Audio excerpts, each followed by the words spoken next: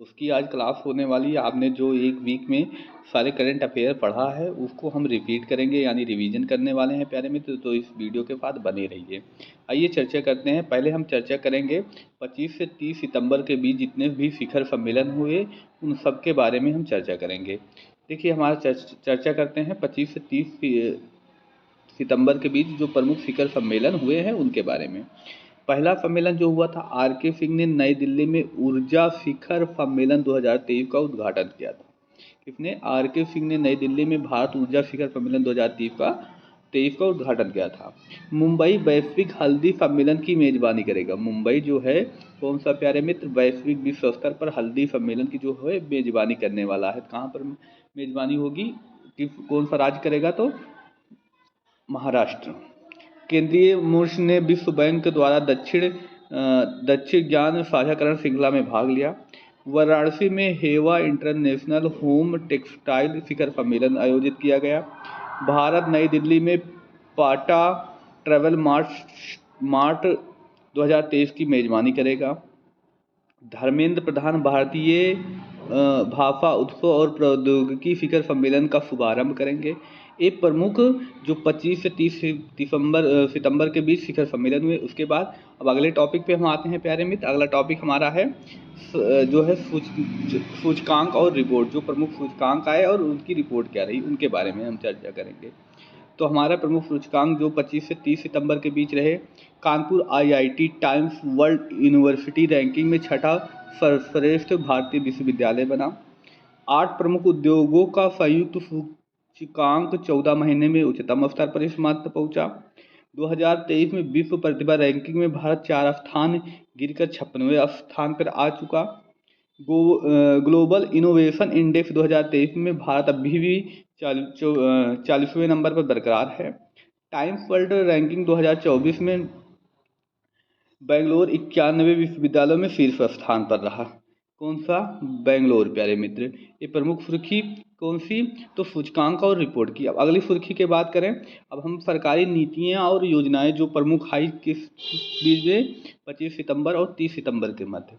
Doctor Jitendra Singh ने सरकारी कर्मचारियों के लिए क्षमता निर्णय योजना शुरू की।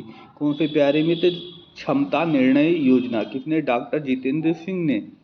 सरकार ने रोटेटेड योजना के तहत निर्यात जून 2024 तक बढ़ा दिया। केंद्र सरकार ने तुअर और उड़द की स्टॉक सीमा जो समय अवधि 31 दिसंबर तक बढ़ा दी है। सरकार ने गोवर्धन के लिए एकीकृत पंजीकृत पोर्टल पेश किया।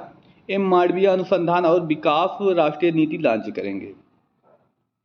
आगे बात करते हैं प्यारे मित्र अगली सुर्खी के बारे में। अगली सुर्खी हमारी जो रही, अगली सुर्खी कौन सी?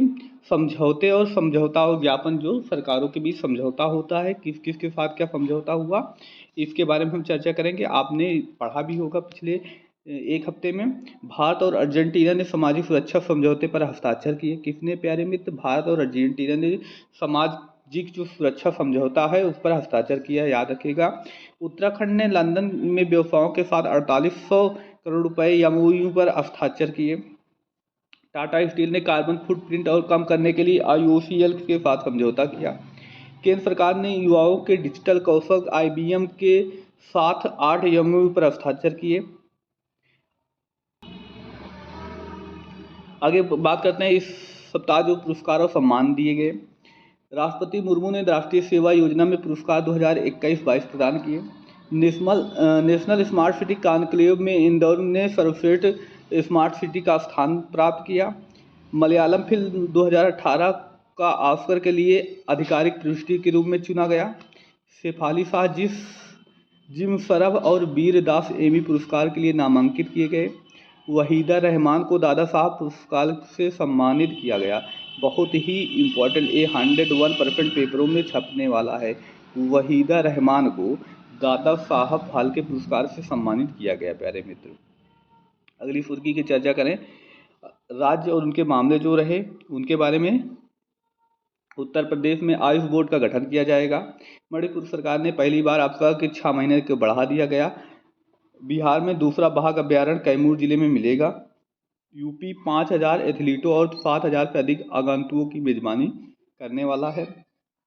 उड़ीसा विधानसभा ने भूमि अधिग्रहण विधेयक पारित किया। उत्तराखंड के मुख्यमंत्री में मुख्यमंत्री लंदन में वैश्विक निवेशक शिखर सम्मेलन में रोड शो करेंगे।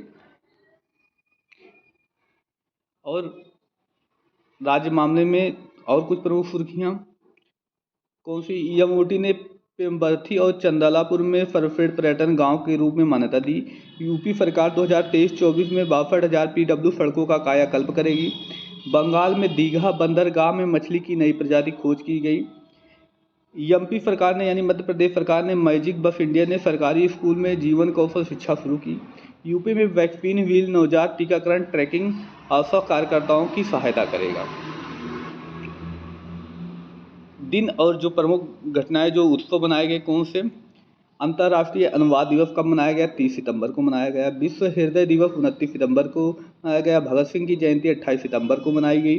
विश्व पर्यटन दिवस 27 सितंबर को मनाया गया। विश्व पर्यावरण स्वास्थ्य दिवस 26 सितंबर को मनाया गया। विश्व फार्मासिस्ट दिवस 25 सितंबर को मनाया गया। ये प्रमुख दिवस जो आपको याद करना चाहिए किसी भी आगामी परीक्षा के लिए वेरी इंपॉर्टेंट होने वाले हैं, वेरी इंपॉर्टेंट होने वाले हैं, बहुत ही इंपॉर्टेंट होने वाले हैं प्यारे मित्र, तो इसलिए आप इसको तैयार करके जाइए। आगे बात करते हैं अगली सुर्खी जो रही हमारी, जो प्रमुख नियुक्तियां की गई। सरकार ने CBDT चेयरमैन नितिन गुप्ता का कार्यकाल बढ़ा दिया, इसको हमने कल ही पढ़ा था। दिनेश दाफा को UPSC का सदस्य नियुक्त किया गया, बहुत ही important. Media research users council India ने शैलेश गुप्ता को अध्यक्ष चुना। RBI के deputy governor M Rajeshwar Rao को 1 साल का कार्यकाल विस्तार मिला। अमित खरे को PM मोदी के सलाहकार के रूप में विस्तार किया गया, बहुत ही इम्पोर्टेंट। अमित खरे को PM मोदी के सलाहकार के रूप में विस्तार किया गया, ये बहुत ही इम्पोर्टेंट होने वाला है प्यारे मित्र। आगे बात करते हैं अगली प्रमुख सुर्खी के बारे में। बैंकिंग से जुड़ी कौन सी प्रमुख सुर्खियां थी इस हफ्ते, उनके बारे में चर्चा करें। RBI के स्वामीनाथन जे ने लखनऊ की 28वीं सलाहकार समिति की बैठक की अध्यक्षता की। RBI ने 3 सहकारी बैंकों पर लगाया जुर्माना। DBI ऐप में आधारित इनवॉइस फाइनेंसिंग ऋण मंच लॉन्च किया जाएगा। कोटक ने CBSE के साझेदारी के निवेदक शिक्षा कार्यक्रम शुरू किया। RBI ने मुंबई स्थित द कपोल को ऑपरेटिव बैंक लाइसेंस रद्द किया, बहुत ये इंपॉर्टेंट होने वाला है। RBI ने मुंबई में स्थित द कपोल को ऑपरेटिव बैंक का लाइसेंस जो है उसका रद्द कर दिया है। अब खेल से जुड़ी हुई सुर्खियां क्या रही उनके बारे में हम चर्चा करें। भारत ने पुरुषों की स्क्वैश टीम ने टीम स्पर्धा में पाकिस्तान को हराकर स्वर्ण पदक जीता, बहुत ही इंपॉर्टेंट। कौन सा? पुरुषों की स्क्वैश टीम ने पाकिस्तान को हराया। भारत ने टेनिस मिश्रित युगल में स्वर्ण पदक जीता, ये भी इंपॉर्टेंट है। निशानेबाजी, भारत ने पुरुषों की 50 मीटर राइफल में त्रिफी में स्वर्ण पदक जीता। एशियाई 2022 में पलक ने जीता स्वर्ण, ईशा ने जीता रजत। एशियाई खेल 2022 में भारत ने पुरुषों के 10 मीटर एयर पिस्टल टीम स्पर्धा में स्वर्ण पदक जीता। रोफीबीना देवी नौरेम ने विशु रवे रजत पदक जीता। ये प्रमुख सुर्खियां रही आज की। अभी खेल से ही अगली सुर्खी रही, कौन सी सुर्खी रही प्यारे मित्र? भारत ने महिलाओं को 25 मीटर पिस्टल टीम स्पर्धा में स्वर्ण पदक जीता। सिप्त कौर ने महिलाओं के 50 मीटर राइफल त्रिपी में विश्व रिकॉर्ड के साथ स्वर्ण पदक जीता, तो इस वजह से बहुत ही इंपॉर्टेंट है, इसको भी आप नोट करके रखिएगा।